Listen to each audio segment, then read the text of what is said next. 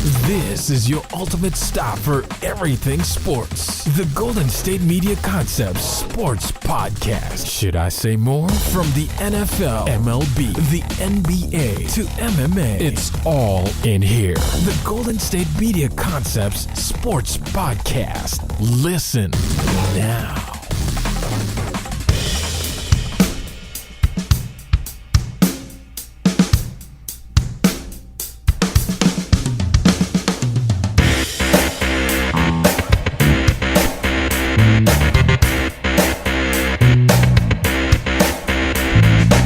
Thank you for listening to the Golden State Media Concepts Sports Podcast, where we discuss the latest news in the wide world of sports. My name is Ben. I'm Anthony. And I'm Alex. And I'm not alone today. My friends are back. Well, yes, of course, as we always are on Wednesdays. I was Alex. all alone yesterday, man. That's okay, man. Oh, man. Sometimes you have to just fight through it. It'll be okay, you know. Obviously, the sun does come out tomorrow. But we're inside, so I didn't see it. Pew, pew. Okay, quite interesting. Bring the six-shooters back. But obviously, this is going to be our last episode of the week. We'll be off for Thanksgiving and Black Friday. So, Alex, you are going to be joining kind of Anthony and I in a Friday-esque episode, doing a lot of previews. You can preview some football games with us, which is where we're going to start today. Yeah, I told Anthony we need to get a whiteboard in here for this. Yeah, you said that the other day. Yeah, That'd be really nice. Yeah. I'd probably have like three tallies. Right here. No, for the game, like we have each game. Or we have you know, our names or whatever, so. Right, I have three tallies because every game I pick is wrong. True. It'd be A-L, A-N, A-N-T. I'm calling you Ant, and it'd be B, right? And then each game will have A-L? Alex. Why can't you just put Alex? Because I just don't. Anyways. Your name is Al? I'm going to say call you Al from now Al's on. Toy Barn, yeah. And say Vikings, Lions. And what, Toy Story 2. Say I want the Lions. I'll put D-E-T, you know, on my thing. Det. And, yeah, Det. And, you know, we'll keep track of who we pick and see who had the best record. You know, I don't. It's not going to be me, but. Well, yeah, you're not great at picking games. I screw them all up. I did pick the Raiders on Monday, and they did win. That's not like a huge underdog pick, though. That was the obvious pick. You just used logic there. I mean, it was a close game, 27-20. So. Yeah, I mean, yeah, but. I think we got a little bit of help from the fans shining laser pointers in Osweiler's face. I think it's more so the refs, but whatever.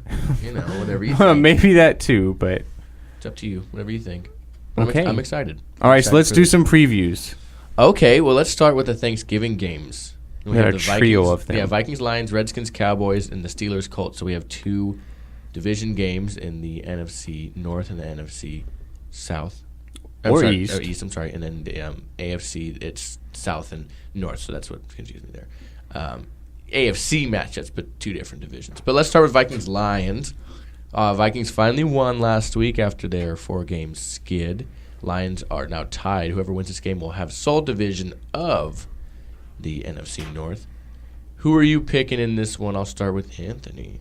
We'll go with Detroit. Detroit, I just trust a lot more than the Vikings. Like, they won last week, and that's great. That's fantastic. But Sam Bradford's okay. Like, he's just okay. He's not anything that, like, you're happy about.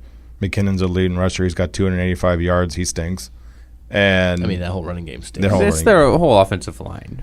Yeah, that's true. Yeah, everyone. It's funny. It was made as a run-blocking offensive line, and it's not doing that. They had Khalil. He got hurt. They got Jake Long. He got hurt. Alex Boone has been hurt multiple times. So just, I trust Stafford more, even though their running game stinks too. Like Theo Riddick, Amir Abdullah, the whole year, they've all kind of been injured / hasn't been doing well. So, yeah, I'll just go with Detroit. Okay, Ben? First off, I want to say we're kind of getting, like, really fortunate games this year on Thanksgiving. Yeah, these are really definitely good the first two division games, 6-3 and 1 Redskins, 9-1 and Cowboys, it's the first 2 time, 6-4 teams. In I think the it's NFC the first North. time that all three games have teams with winning records or 500 or better. Because obviously both games are 6-4, or both teams 6-4 in the Vikings game, and then you have obviously the best team in the NFC in terms of record. You have a 6-3-1 team, and then 2 5-5 teams. Yeah, it's. So we're really getting good. Kind of like teased this Turkey Day, so I do appreciate that. Teased this Turkey Day. Wow, that was nice. Okay, thank you. So I'm gonna go with Anthony as well. I do like Detroit. It seems like they always play good at home on Thanksgiving. They have a home game every Thanksgiving, so they kind of like gear up for it. I just trust them more than Minnesota. Minnesota did win last week, 30-24, but they had 2 touchdowns from defense and special teams, so You kind of take two of those fluky plays out of there. Didn't really do much on offense. Detroit has literally trailed in every game in the fourth quarter. So I think Minnesota will probably be up by like 4, and then Stafford will lead them down and come from behind and win because he's literally done that all year long. Yeah, I think if there's only going to be one thing that we know for sure, the Vikings are going to be winning in the fourth quarter at some point, and the game is going to be won by either team. We'll see, but within no more than 7 points. As it we has have every year. have 3 guarantees in life right now. We have death, we have taxes, and the Vikings will. Or I'm sorry, the Lions will be trailing in the fourth quarter. At least at one point, Even if it's by 1 point. Exactly. So but I do think Detroit will come from behind and win. Though I just trust them more. Stafford quietly under the radar having an MVP caliber season. If you look at strictly the most valuable player, what he's doing for that team, really making it work with a lot of makeshift guys. They're almost better now that Calvin Johnson has retired, which is kind of interesting to think about.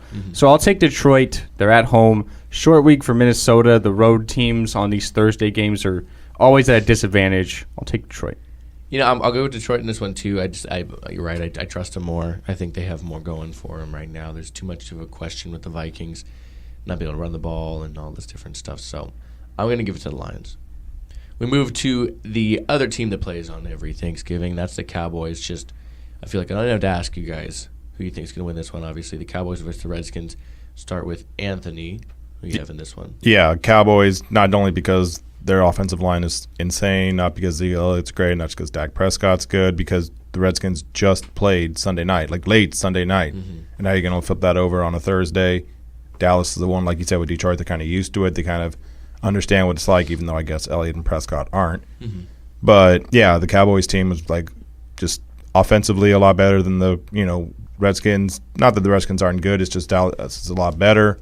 They're used to it. They're at home. They're not on 3 days rest and barely 3 days rest of that. Yeah, I'm just going to go with Dallas. Yeah, and then I'd say the Redskins are coming off a big win against the Packers, but no offense to the Packers fans in general. The Cowboys' defense is a little better than the Packers, and that's because of obvious reasons with injuries and such. Okay, Ben, who are you taking this one? Got to go with Dallas. They're the hot team. They've won 9 in a row. But I do think this game will be a shootout. I think it'll be similar to their game against Pittsburgh a couple of weeks back. Kind of like maybe a situation where the team with the ball last wins. The Redskins' offense has been playing fantastic. Kirk Cousins is on the franchise tag this year. He's honestly earned a $100 million contract in my eyes next year. I thought he was a good player, and now he's really playing exceptional this year. Robert Kelly has added a new dimension to the run game that they haven't really had all year, coming off a huge game against Green Bay last week. And did you see what he said this week about Dallas? He's just adding more to the rivalry. He goes, yeah, no one here likes the Dallas Cowgirls. So he called them the girls. He did. So shots fired in Dallas. But so I'll take the Cowboys. Dak Prescott, we all know what he's been doing. Zeke Elliott, same thing. 9-1, 9 wins in a row. I think they'll make it 10. Okay, and then like you said with the Steelers, and then even the Ravens too. Those two teams probably have played them the best all year since the first game with the Giants back in Week 1. So people are starting to figure it out a bit. But I still take the Cowboys in this one. I think they have more strengths than the Redskins do, especially on the offensive side of the ball. Excuse me. And the Redskins' defense is getting better. Norman's playing well, but there's a lot you have to defend with the Cowboys' offense, no matter who would be starting in the quarterback position in my eyes. But just plus the fact that Dak can move around. So I will go Cowboys. And in the night game, of course, we have the Pittsburgh Steelers taking on the Indianapolis Colts, a game that looks like it might be Andrew Luck less. He's battling a concussion, and especially a short week, having played on Sunday. So, Ben, who do you have in this one? Well, I think they'd be lucky to have Andrew playing, but it's going to be tough on a short week like that. Boom. Exactly. You get a concussion, it's hard to come back within a week, let alone 3 days rest, as you mentioned. With Andrew Luck, this is a below-average team. Without him, it might be the worst team in the league. In terms of pure skill, yeah. I don't care if Andrew Luck is playing. I still think the Steelers would destroy the Colts. Without him, it makes it that much worse. The Steelers sitting at 5-5, everyone's kind of worried about them, their defense. They're still, in my opinion, the best team in the AFC North, and I think they're going to win the division. I do not trust the Ravens. I trust the Steelers' offense way more than anyone else in that division, and I think that's what's going to make the difference. they're going to win this game, barring something catastrophic in my eyes. Okay, and Anthony. Yeah, like I said, if Andrew Luck doesn't play, then that's pretty much open and shut with that. Mm-hmm. The Steelers, they're not a great team, but yeah, they probably are the best team in the North because the Ravens have had their own issues. And the Colts, I mean, they've lost games. They lost to the Jaguars. They lost to the Texans. Yeah, the South is weak, even regardless of the fact that the Texans are playing right at the record they have. At least. Usually they're the one team that kind of like is above, and everybody else is just kind of like a 5-5, 4-6, kind of like that. This year, I guess Houston's the number one team, even though we saw them on Monday night. Like Brock Osweiler just refuses to throw deep balls. He just wants to throw a little 4 yards past to Fedorowicz. That's all he wants to do. Yeah, he was beneficial, and it came to catching runs on Monday. On Monday night. Yeah, I'll give it to the Steelers. I mean, Andrew Luck is healthy. I might think about that a bit because I do know the secondary, and I know the injuries to the Steelers defense. But right. He doesn't play. I don't know if I can give him a chance. And a nice statistic. You look back, Ben Roethlisberger's last 2 games against the Colts, he has 888 yards passing and 10 touchdowns and no interceptions. I mean, that's not bad. Yeah, both games were at home. It's okay. But, you look, and not to mention 2 years ago when he was set the 6th highest game total in NFL history and had, I think, 6 touchdowns, and now it's a stretch where he had 6 back-to-back or whatever it was. So he's been pretty good against them. So, yeah, I'd give it to the Steelers. Not to mention the fact that if Andrew Luck doesn't play, you got Scott Tolzien. Actually, they haven't even said who they're going to play. Tolzien is listed as... He's the backup. Yes. Yeah, he's listed as the backup. But apparently they're trying to be a little with it. Maybe they'll put in Griff Whalen to run the best play. To run the fake punts. Maybe they'll bring him in like last year against New England. That'd be great. I like that. That was 2 years ago now, wasn't it? It was last year. Oh, yeah, it was 2 years. I don't know. Might have been 2. All right, let's look at Sunday as we move forward. Some notable games on Sunday. We have the Bengals and the Ravens playing one another in an AFC North matchup. We have as I move through here, we're going to have the Raiders and the Panthers. Patriots, Jets, as we almost always, I feel like, have around Thanksgiving time. And then Chiefs, Broncos. So let's talk about those notable games here before we get going. Okay, where do we want to start, guys? Let's start Bengals Ravens. So we have an AFC North matchup of again, the AFC North is a struggling division this year. The 2 teams at the top are 5-5. The Ravens having the tiebreaker there, and then the Bengals just having a very off year. AJ Green more than likely out this game, but his showing signs he might not be out the entire year. Definitely out this game. Maybe he'll miss 2-3 games. But you have Giovanni Bernard out for the rest of the season. The offense just not working the same way. Who do you have winning this game, Ben? I kind of feel bad for Cincinnati in a way. I feel like they're a much better team than 3-6-1. Had some injury concerns. The defense just doesn't seem to be where it was last year than the year before. I'm not sold on Baltimore, but they're at home. The Bengals lost 2 of their best playmakers on offense. They're not going to have Green and Bernard, as you mentioned. So I'll go with the Ravens, but I'm not convinced on it. I'm not convinced on anything in this game. I kind of look at this game as one of those ugly games. I think it'll be decided by maybe a field goal. Justin Tucker, probably the best kicker in the league in my eyes. So maybe he'll kick a field goal late to win an ugly, kind of like the Buccaneers and Chiefs were last week, like a 19-17 game. Some ugly score like that. Yeah, I mean, you're right. There's not a lot of turnover with either of these teams, yet they're not playing great. So it's definitely interesting to look at. And Anthony, who do you have taken in this one? Yeah, I'll go with Baltimore just because without A.J. Green, Andy Dalton's a okay at best quarterback. It's not the same guy. Giovanni Bernard's out. Hill hasn't been that great of a running back for them the whole year. Yeah, very up and down. Yeah, the whole team's just kind of been, it's not as good as you'd hope they would be. Talked about Justin Tucker. I saw the stat that basically he's the only kicker to make all of his field goals and extra points in 2016. He's the only one that's actually he's pretty good doing that. And without those 2 guys, Cincinnati, with Baltimore being at home, I think you got to go with the Ravens. Yeah, I mean, if I could have a tie, that'd be great. But I imagine the Ravens are going to win. But you never know with these rivalry games, interdivision games. All right, we look towards the next game on this list, and that is Panthers and Raiders. A game that was maybe billed as a blowout going into this season a little bit, and now we might be for another reason. The Raiders obviously 8-2 and sole possession of their division lead. The Panthers just wallowing away. They're at 4-6. So I'll start with you, Anthony. Who's going to win this one in your eyes? I would think the Raiders just because they seem like a lot better of a team, and even if the Panthers lose, they're not necessarily out of it just because that whole division that they're in is bad. You got the Falcons, who I still don't trust. I just probably won't trust them until week 16, and even then I probably won't. Yeah. But, yeah, the Raiders we saw last week, their offense is great. Their defense, it's okay. Like, Khalil Mack is really good. Yeah, they're getting better.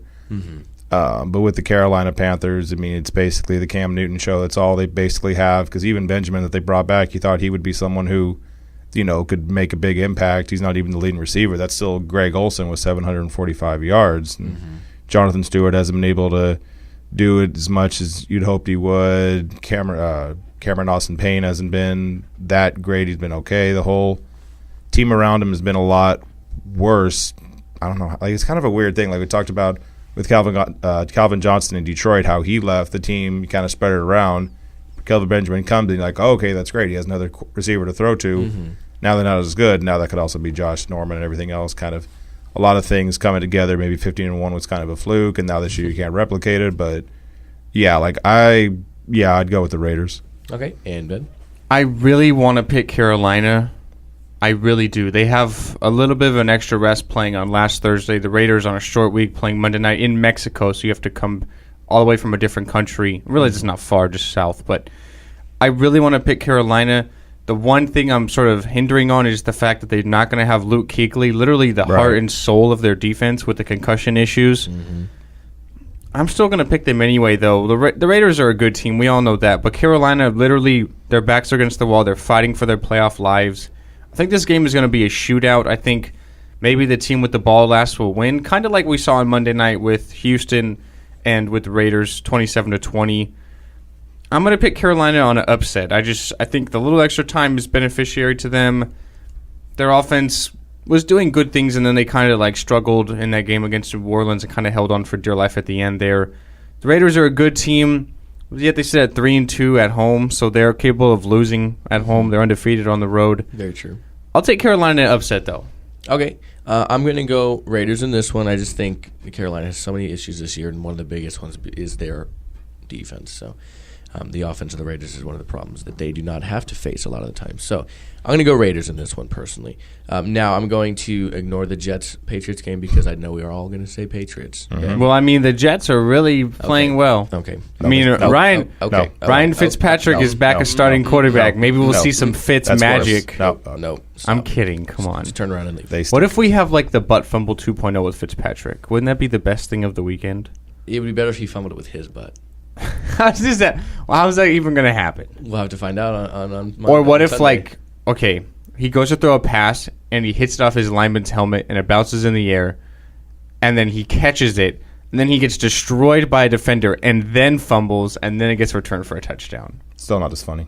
That would be even more funny, I think. No, I think it would be funnier if, there's a snap over his head and he had to chase it down and then picked it up and just got walloped on the ball. Or how about it went over his head and he's running to go get it and he slips and falls on the ball onto his butt, and then he gets thrown off the ball and New England picks it up for a touchdown. It's a rainy game. Exactly. And he's running for the ball and slips and just scorpions and slides past it, and then someone picks it up and walks in the end zone. And I'm not saying this is funny because he'd get hurt or anything like that. Just, butt fumble stuff. And it's the Jets who have routinely we've all had fun making fun of for the past few years. So. True. I know you have, Mr. Division rival. I mean, that's about all the Dolphins have had over the last 4 years. But at least, hey, we don't have that. At least we don't have the butt fumble. The Dolphins are doing pretty good this year, sitting at 6-4. They have a game against the Niners this weekend, a game they should honestly win. I still don't trust them. That's fine. They'll probably beat the Niners because the Niners. Ajayi will have 150. That's a decade of just being sad. Yeah. Well, they're in a better situation than Green Bay are right now. That's true. Fair enough. Let's pick a game in a division that we actually don't know who might win this game. That's the AFC West, the strongest division in football, it looks like this year. And the Chiefs and the Broncos facing one another, both teams sitting at 7-3. Who do you have in this one, Ben? I'll go with Denver. They're at home. They're coming off of a bye week, so teams off bye weeks are really I did love Kansas City, but last week just really had kind of one of those shocker results. They're at home at Arrowhead Stadium, a place they don't lose. They put up a blunder. They lose 19-17 to a Tampa Bay team that aren't any good, especially on defense. So it kind of raises some question marks for me. I think they just kind of had a bad game, got cut off on a bad day. But Denver, like I said, coming off of a bye week, and they're at home, Sunday night primetime, I got to go with the Broncos. I just like their defense a lot more.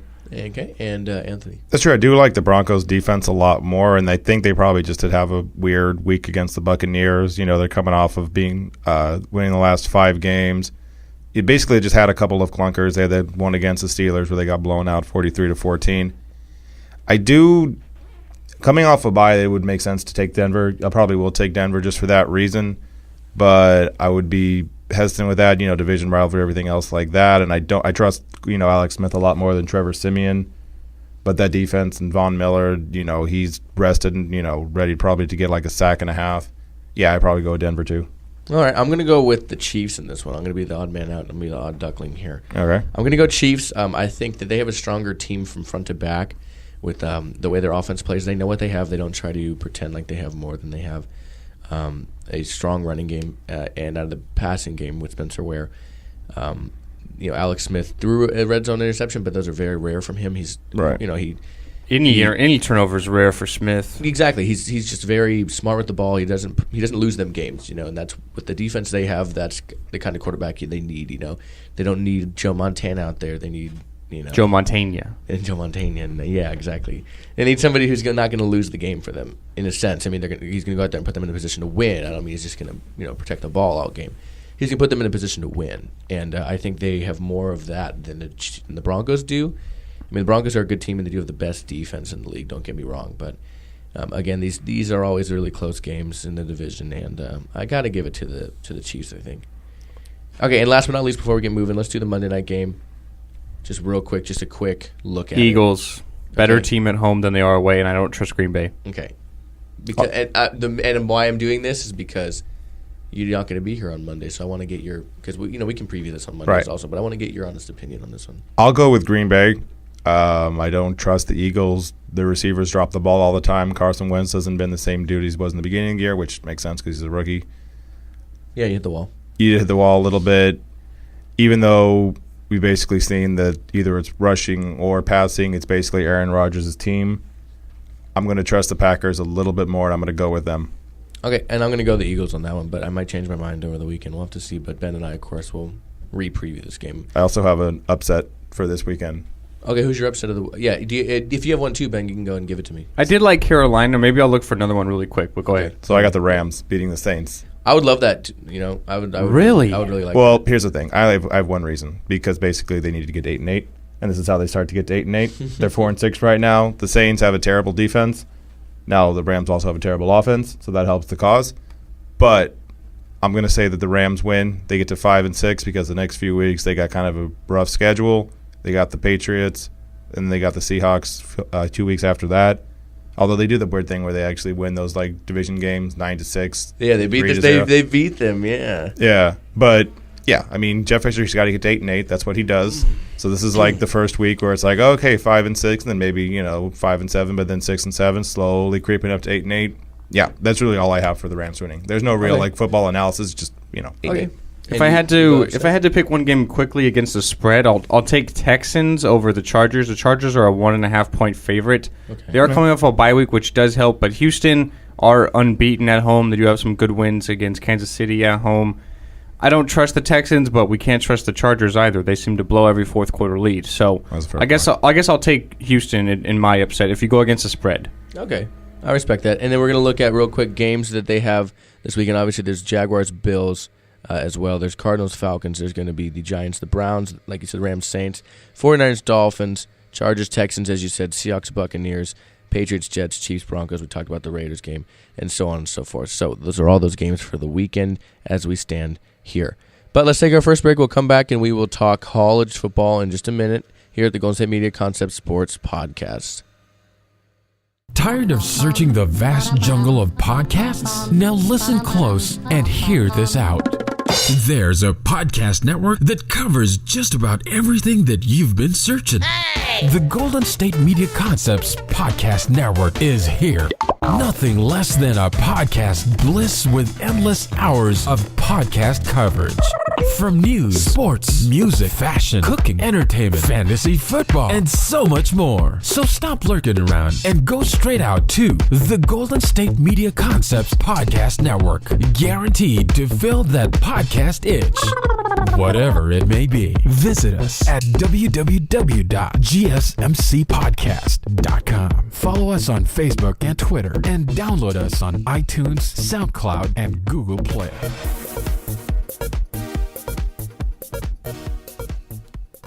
Welcome back into the Golden State Media Concepts Sports Podcast. We are going to transition over to the college game. We had the college football playoff rankings last night. No change within the top four. No real surprises there. All four of them win. The only one was Ohio State winning only by 1 against Michigan State. Yep. So not very convincing, but still their resume speaks for itself. 5 through 10 all move up because then number 5 Louisville losing on Thursday to Houston. They dropped to 11, so they dropped 6 spots. So no real change. Washington moves up to 5, Wisconsin 6, Penn State 7, Oklahoma 8, Colorado 9, and Oklahoma State 10. So, I mean, there's really not much to talk about there. If we have some wild things this week, this is rivalry week, so we have a lot of great matchups. Obviously, we have Ohio State and Michigan this week, so this wasn't the countdown to think crazy things. This upcoming countdown on Tuesday is the crazy one. Exactly. That'll be the one before basically championship conference games, and then that'll be where it ends, and we'll find out our Final Four. So not much to really speak about here, so we'll just talk about some of these games. You mentioned Ohio State, Michigan. That's going to be the top matchup of the weekend. I think we should probably save the best for last, but we still have a lot of great ones. We have the Apple Cup between Washington and Washington State. For the first time in seriously a very long time, they're actually both ranked, so that'll be quite interesting. I mean, it's going to be a really good week. You know, we have, as well as Oklahoma State. That's a top 10 matchup. We have the Iron Bowl, although Alabama should win that game. I don't see how they lose anyway, but there's a lot of great games. Guys, where should we start, though? Let's start Iron Bowl. Okay, so we have number 1, Alabama. They will be hosting number 13, Auburn. Auburn sitting at 8-3. Alabama already did clinch the SEC West, so regardless, they will be in the SEC Championship game. That game will be against Florida, who have a rivalry game against Florida State as well. That's a 13-14 matchup. I can't bet against Alabama, especially at home. Basically, they had a bye week last week. They played Chattanooga, a warm-up game for this game. Basically, a bye week. Yeah. So they're going to be a little rested. Auburn kind of stumbled a bit, although they've been good all year. I can't bet against Alabama. Alabama. Yeah, you can't. Yeah, it's probably Alabama. I mean, they'll probably have a close game just because that's what they do. Even with the kick six, it's always been kind of close games with them. The Chattanooga thing, they've always kind of done that at the end of the year just to kind of get the team ready for Auburn, so that way you're not kind of beat up playing some team like Texas A&M or LSU the week before. Yeah, but yeah, I mean, hell, even Alabama could lose, and they're still going to be in the top four. They'd still be number one, probably. Yeah, I think that honestly, Auburn will maybe give them a game for a quarter because of that rivalry factor. Yeah. But after that, they just literally wear you down all game long, and then they pull away late because of that. I think that's going to happen. Okay, what about Notre Dame USC? Let's start there. Let's go again to there. How about Anthony? Who do you have winning Notre Dame USC? USC, just because USC has been such a better team as of late over the last 7 games. You know, obviously 7-0 in the last 7 games, beating Washington when they were ranked 4th, beating Colorado when they were ranked 21st. You know, yes, you lost 52-6 to Alabama, but again, Alabama. And Notre Dame basically hasn't been the same team that we thought they were in the beginning of the year, because you had the game when they first started against Texas and we were like, oh, great, Texas, you know, they're back. No, they stink. Charlie Strong just got fired, or probably just got fired. They're not even really sure how that is all working out, but basically he got fired. They've lost games to Duke. They've lost games to NC State. They lost to Virginia Tech, Navy. Like, they've just been a disaster all year. Yeah, I got to go with USC. Yeah, I'm going to go with USC on this one too. Ben? Definitely USC all day. 4-7 are Notre Dame. They're not the team that we thought they were at the beginning of the season. USC are playing absolutely fantastic. You could argue that they're probably playing the best of any team in the Pac-12 right now. And it could get a little interesting for USC.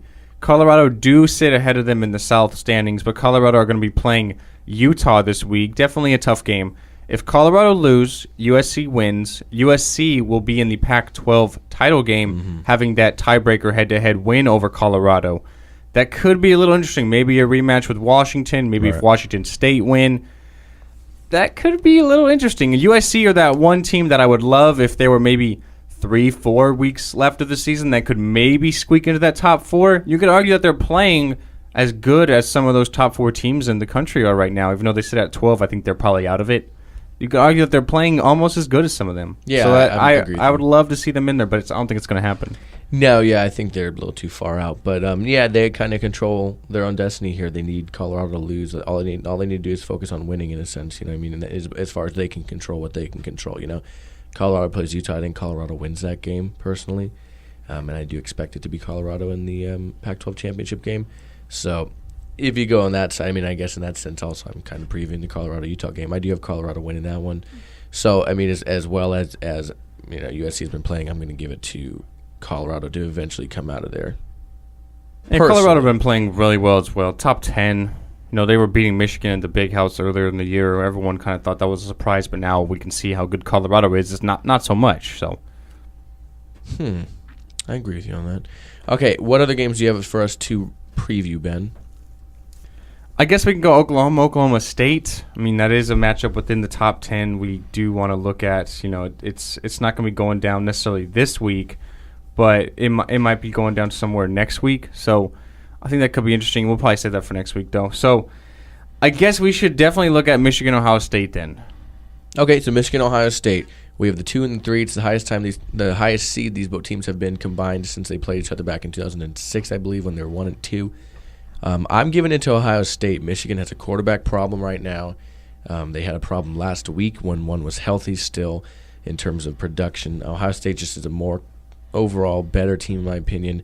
JT Barrett's starting to put together a few good games back to back to back again. He's playing well. You know, Mike Weber's running the ball well. I got to give it to Ohio State in this one, really. I do. The loser is definitely out. Mm-hmm. So I think if you would have asked me, I've been kind of torn on this all year long. If you asked me at the beginning of the season in the earlier weeks, I would have said Ohio State all day because then they were rolling people. Then Ohio State kind of middle of the season kind of struggled. Their offense didn't seem the same. They lose to Penn State. They narrowly defeat Northwestern. So then I would have said, oh, Michigan looked like they're playing a lot better. Then you look at Ohio State. They win a couple of games in a row, 62-3. They're playing really well. Michigan loses their starting quarterback. So now I guess you can say I'm leaning a lot towards Ohio State. I think they're a much better team right now. Don't have as many question marks on the offensive side of the ball. They're at home, which is a big addition in such a rivalry game like this one. Probably one of the biggest rivalry games in all of college football. Mm-hmm. I'll take the Buckeyes. I think they just look like a better team in my eyes. The offense I trust more. Urban Meyer, Jim Harbaugh, good coaching matchup, but I'll give it to Ohio State. Okay. Yeah, and same thing. If the quarterback would have been healthy for Michigan, I think it would have gone with them. You look at the things said 62-3 against a really good Nebraska team for Ohio State, and you just kind of think back and basically, you know, the quarterback from Michigan is hurt. The team has been playing. They've both been playing okay as of recent. They have had big wins and they've had close games. So I think at the end, kind of it all really comes down to basically Urban Meyer and Jim Harbaugh. Both of which are really good coaches, but Urban Meyer's probably the second best coach in college football just because you really can't get to number one with Nick Saban still existing. Mm-hmm. And because of that, I'll go with Ohio State. All right. Yeah, I mean, I just think they're the better team to win this one, personally, as it stands. You know, maybe not at the beginning of the season. Mm-hmm.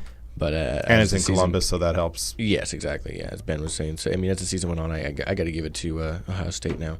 And I know if Jeremiah was here, he would do the exact same thing because he has been on an Ohio State-Michigan game for weeks already. I feel bad for Wilton Spate, the Michigan quarterback with the broken collarbone that lost to Iowa. Mm-hmm. Right at the end of the season, a couple of games before you have the biggest game of your college career. It's like, man, that kind of sucks. Yeah, that is too bad. I feel bad for him, but I mean, that's what happens. You know, it's like a few years ago when the Ducks were in the championship game, and Ifo Ekpre Alamu, their star corner, in practice tore his ACL or something, and then didn't get to play. You know, stuff like that. Yeah, you feel bad. It's too bad. But all right, Alex, real quick, I know you're going to be interested in the Apple Cup, number 5, Washington, going in to Martin Stadium to take on the Cougars, who are ranked 23rd. Mm-hmm. I know you're going for Washington State, but do you think they're honestly going to win? It's going to be really tough, man. Washington has a really good defense this year. It's hard for me to pick against Washington. But then again, they don't play a lot of air raid offenses, you know. So in the sense of defense against offenses that can put up a lot of points, I really don't know. But my gut tells me that as great of a year as Washington State has had, you know, having won, 7 straight games and being undefeated in the conference until last week, I feel like I have to think logically, I feel like most people are going to go Washington in this one. I would love, believe me, I want them to win, very much so. But I'm afraid they might lose Washington State. So I'll go with Washington as well. Just trust them more. Trust their defense. Offense, I feel like, is not as good as Washington State's, but I think the defense can kind of sort of make up for that. And Washington's offense is still pretty good, really balanced. Myles Gaskin's a very good running back. Jake Browning's been up and down. They have a great receiver in John Ross, as well as Deontay Pettis. So I'll go with the Huskies. Okay. Yeah, you look at the thing with the Huskies. The only close game they've had outside of obviously they lost that to USC. The only close game they had was against Utah. Everything else, like 66-27, 41-17, 70-21, 44-6. They've all been blowouts, so even with this game with Washington, they'll probably win close. I don't think it'll be a blowout by any stretch. But, yeah, I got to go with Washington. All right, so hopefully we're all wrong when we come in on Monday. That'd be nice. And can Western Michigan complete the undefeated season? They have Toledo, who sit at 9-2 and 6-1 in the MAC. Hey, Toledo's not a pushover, but I'm going to give it to Western Michigan. Western Michigan's playing some good ball this year. Holy Toledo. I think I'm going to go with the Broncos of Western Michigan. All right. Yeah, I'll go. Sorry, I was just like stunned by the Holy Toledo. Anyway, yeah, I'll go with Western Michigan. Yeah. All right, I can dig it. Well, that means it's time to take our last break. When we take our last break, that means we are back for one last segment, and we're going to do a quick hitters on the news, and we're going to get out of here. So we'll be right back here at the Golden State Media Concepts Sports Podcast, just like the food truck. Do you want to be healthier, yet you just don't know what to do? All these shows telling you this and that, but nothing seems to work.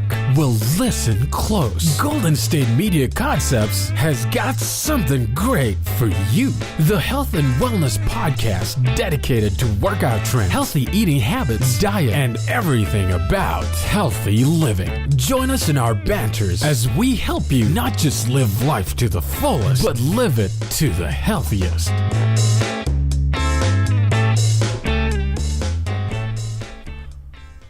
And welcome back to the Golden State Media Concepts Sports Podcast.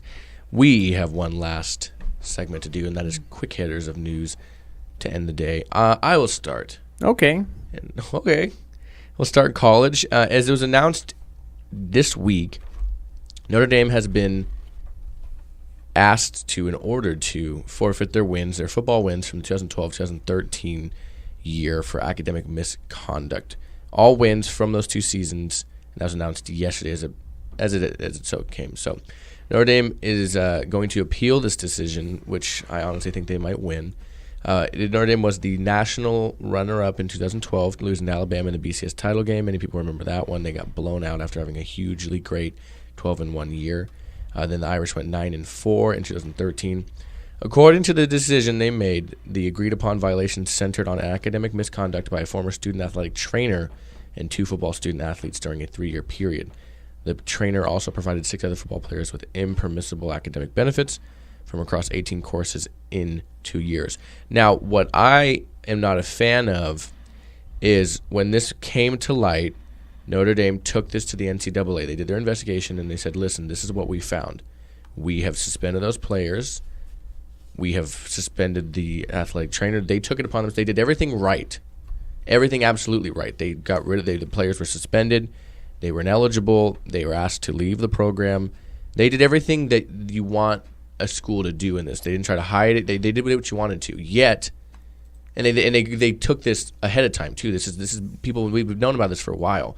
It was only brought back into light when they announced this the takeaway of wins, But I imagine they win this one because they did everything right. They did everything you want to do. And if they don't win this one, then you're going to have a school sitting there going, okay, well, I guess we don't need to do everything by the book anymore. I guess we don't need to tell them about, because they did everything they're supposed to do. So I don't understand how they could possibly uphold this when they came out years before this was like a breaking news, this got leaked information. So it's going to be interesting to see how it goes on these next few weeks to see. I mean, they are appealing it, and I'm glad they're appealing it because I think they can win it. Yeah, no, it's one of these things are always weird. Like they're ordering to vacate their wins. Okay, what if Notre Dame just says no? Like, what if Notre Dame just is like, no, we're not vacating the wins. These are our wins. You can go to hell. We're not doing this. Like, they're not going to. Well, I mean, they can't in a sense. They are governed by the NCAA board, but they can appeal it, obviously. Right, and they're going to appeal and everything else like that. And you said like they went about it the right way. And if it does, stand, the teams are going to be like, okay, so it doesn't matter if we basically say, do everything right, do what we're supposed to do. We're still going to get punished. All right, cool. Let's just go Wild West. Let's do whatever we want because clearly that doesn't matter. And with Notre Dame, it's one of those things like, okay, now you're not going to have these wins, which is just like it's always been a weird thing to me. Like, okay, you didn't win these games. Yes, we did. No, you didn't. Exactly. Like you're telling me Reggie Bush didn't win the Heisman, or it's saying like pretty much he said he as being the former coach, or not former coach, excuse me, being Brian Kelly, the football coach. Right. He said if doing the right thing means you got to put an asterisk next to these games, then that's fine by me. We still beat Oklahoma. We still beat Wake Forest. We still beat all those teams. So you can put an asterisk next to it, makes you feel better, then that's fine with me. Right. Didn't USC have one of those technical championships taken away? Yes. And they beat USC that year, too. I was listening to Mike, and Mike Golick Jr. played for Notre Dame during this time. And they're talking to him about it, and he said, you can't take those memories away from us. Sure. And he that's why he knew straight up, they were very outright about it. He knew about it. Yeah. They came very out front ahead of everything about it. They did the absolute right way. So I really want them to win the suspension because if not, I can't take the NCAA board seriously. Yeah, well, I'm also a fan of the Hurricanes in the 80s, and they did everything. They didn't care what they did. They did everything. Yeah, they didn't bother telling. They didn't bother telling about anything. So I really don't care what you do, good, bad, or indifferent, as long as it's not something terribly awful. Mm-hmm. Baylor, we're talking to you, Baylor. Talking to you. That. What do you think, Ben? I think this decision is kind of counterproductive. Like everything that happened was obviously wrong, and they are open to admitting that, as you said. But they came to them with the problem. It's not like they were hiding all their skeletons in the closet. Mm-hmm. They came to this situation and said, "Hey, this is what's going on." It's kind of like you'd think they'd give them kind of the easy way out. Like when you admit you're wrong, it's like, "Hey, you kind of messed up. We'll have to punish you a little bit, but we're not going to go full board on this." It seems like the NCAA is not taking that into consideration. Maybe they could have taken away some scholarships for the next couple of years or something like that, but not vacating every single win. It's not like those mishaps had to do with every single victory within those last 2 years. Like that was not the case. Like why are you choosing to take that away of all things? Yeah, that's what I think about. Exactly. Although to be fair, this is probably the most benign of all of them because you're taking away the fake, wins or whatever. Like you're taking away those things, not actually scholarships. All it is like you didn't win those games, which I guess, yes, we did. Yeah, like it doesn't really mean anything. It's not like they had a national championship banner they have to take down now, right? So I get what you mean. It's just I do hope they win their appeal. Yeah. All right, who's next? Maybe I'll go. So. Okay, guys. So Alex, you and I have talked about on the show before, but Las Vegas, of course, getting their own expansion National Hockey League team, getting a hockey team, the brand new T-Mobile Arena. Mm-hmm. They've had some WWE events, UFC events, concerts. It's like a playing arena. You could have a basketball team in there, a hockey team, which is obviously going to happen now. And there have been rumors about what the team name was going to be. Mm-hmm. Well, we now know what the team name is, and the logos have been revealed. So we have the Las Vegas, or they're just calling them the Vegas. Yes. The Vegas Golden Knights. Do we like the name, guys? No. No. I like it. I don't. I like the logo. I think the logo is kind of cool. Okay, the logo. Alex, you're going to love this because I know you're a Marvel guy. You're a superhero guy. I'm a superhero guy, not a Marvel guy. Get it right. DC fanboy. Get it right. But I do like Marvel. So it's the DC. Golden Knights. But it looks almost more like a Trojan. The helmet, the logo. It kind of reminds me of Magneto. I'll have to take a look at it. If you look at it, and then obviously, how they have those masks where it's open face kind of, and it's kind of pointing outward. So they have that, and it's a V. So obviously for Vegas. So that makes total sense. But the Golden Knights, I would have loved something Vegas themed. I would have loved the Gamblers, the Aces, the Bandits, something Vegas themed. That would have been great. The Golden Knights, that just doesn't really get my enthusiasm. Well, like we told you during the commercial or before the show, whatever it was, they can't be the Gamblers. Why not? Because they're not going to want to have no professional sports teams going to want to have anything to do with any kind of gambling in their name. Yeah, the closest they came to was the DraftKings and FanDuel, and that kind of got pushed off once they kind of got. They didn't even like bigger. having teams involved with them. And they weren't even a team with a logo. I do like it's like a Spartan war helmet. Right. The logo. Looks like King Leonidas from 300. Exactly, which they were Spartans, and they were war helmets. But Golden Knights, like, I know you don't like it. I know. just I know. not a fan. I know. But I mean, It's nevertheless, understandable. they are the Vegas Golden Knights. They will have their inaugural season for the next year of hockey, so 2017-2018. Fair enough. Yeah, I mean, I didn't think there should be a team there anyway, but we'll see exactly how it goes down. All right, last but not least, my friend Anthony, it's your turn. All right, so here's the thing. Last night, Fort Wayne beat Indiana, number 3 Indiana. And that's great. Fantastic to them. Great win. You got a win over a top 3 program in college basketball. It's a great win. You can talk about that for years. You know, I was a player on that team. It's great. It's fantastic. Don't care. Now, there is a video circling around Twitter of a student, I'm thinking he's a student, who We hope so. imagine. We Yeah, hope so. We hope so, kid. he's just walking around, you know, because they stormed the court after the game. Everyone's all happy. All you know, 80 of them. they're all happy, hugging the players, everything like that. Like, yeah, great job. Now, I don't know what his name is. He has Obviously. He looks like McLovin. He does. He absolutely does from look like McLovin. Superbad. He is just walking around. He sees a buddy of his, looks at him, and is just like, yeah. And he has a bottle of Clorox bleach in his hand. He then walks around, gets bumped a little bit, takes a swig out of the Clorox bottle. Now, I don't think he obviously took a thing of Clorox because that's dangerous. Kids don't do that at home. But, you know, college is a time where you are, we'll call it, resourceful. And, Sure. you know, you figure out ways to have things with people not realizing, or at least you assume they don't realize these things. Maybe that was filled with a little bit of, we'll call it maybe vodka, maybe Jack Daniels, whatever. I feel like You would realize it was Jack Daniels because it would look like a dirty brown water. Would it?